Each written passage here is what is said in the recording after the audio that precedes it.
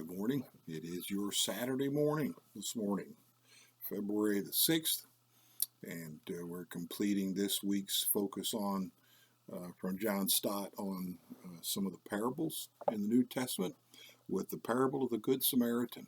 And everybody knows that one. Being a Good Samaritan is a term that's found in our English language. Whether everybody knows the source of it, I don't know for sure. I would guess they do.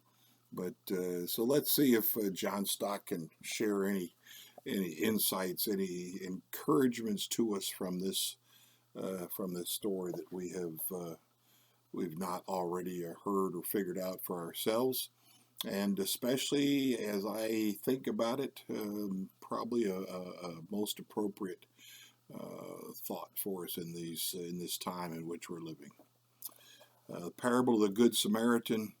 The story's in Luke 10:25 through 37, and that's Luke 10:25 through 37, and the quote underneath the title is "Love your neighbor as yourself." It's a tall order, isn't it? This parable has been universally admired and variously interpreted. For example, many commentators, ancient and modern, most famously Augustine, have regarded it as an allegory of our redemption.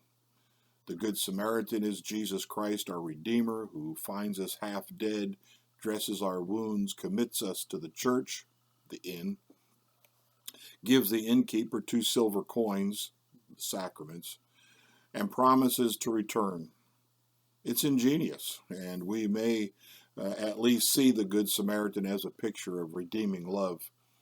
But we have no liberty to allegorize every detail of the story. Instead, the parable throws light on what love your neighbor means.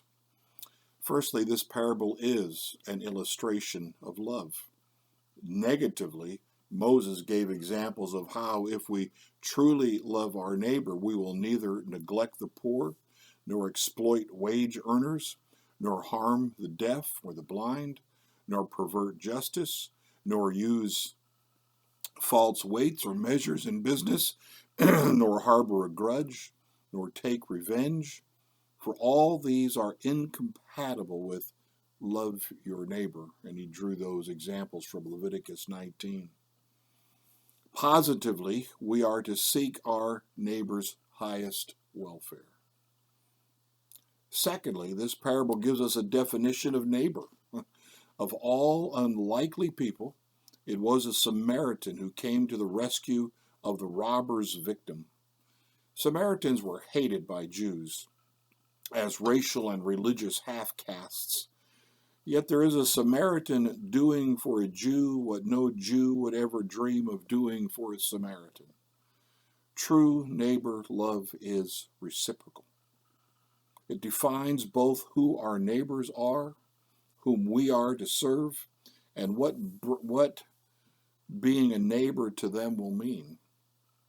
I like that. Let me read that again. True neighbor love is reciprocal. It defines both who our neighbors are, whom we are to serve, and what being a neighbor to them will mean. Though there are almost no Samaritans left in the world today, there are many people we may be tempted to despise and reject. I am thinking of people of another race, color, or culture, homosexual persons who are victims of homophobia, or people of another faith, such as Muslims. Jesus' parable challenges us to overcome all such racial, social, sexual, and religious prejudices. I'm not suggesting that we compromise our Christian beliefs and morals, but rather that we do not allow these to impede our active love for our neighbor. This is what "go and do likewise" in verse 37. That is what "go and do likewise" will mean for us. In other words, when the scripture command comes to love your neighbor as yourself, there is no restrictions on who fits into that neighbor category. We're quick to want to help those who are like us, those who agree with us, um, those that we have no beef with. But when it comes to people who are outside our comfort zones, that loving our neighbor oftentimes is a huge stretch for us, if not downright impossible for us because of who we are. Um, it's a great story. Jesus told it in the setting he told it in, and used the Samaritan as the quote unquote hero of the story. He did that to make a point to those who were listening. The hero didn't look like them. The hero didn't act like them. But he was the one who successfully filled that role of one who loved his neighbor, even at personal cost, even at personal risk. The Good Samaritan helped somebody whom he knew in real life probably would not want him touching him. It is a great story, and it crosses all kinds of lines, speaks to everyone. So, love your neighbor. Love your neighbor, not just because they're kind, nice, wonderful people, but because they're your neighbor. Find a way to do that. Pray for them. Praying for them is a way to love them. But keep an eye out for opportunities to speak a word of kindness, to help in some project, to whatever it might be. It's your challenge. It's your challenge on this Saturday morning. I hope you have a great day today. I hope you have the opportunity to worship tomorrow, even if it's online, like we're doing these Devos. Our service goes up, or at least the sermon portion of our service goes up on our Facebook page as well. So blessings to you today, and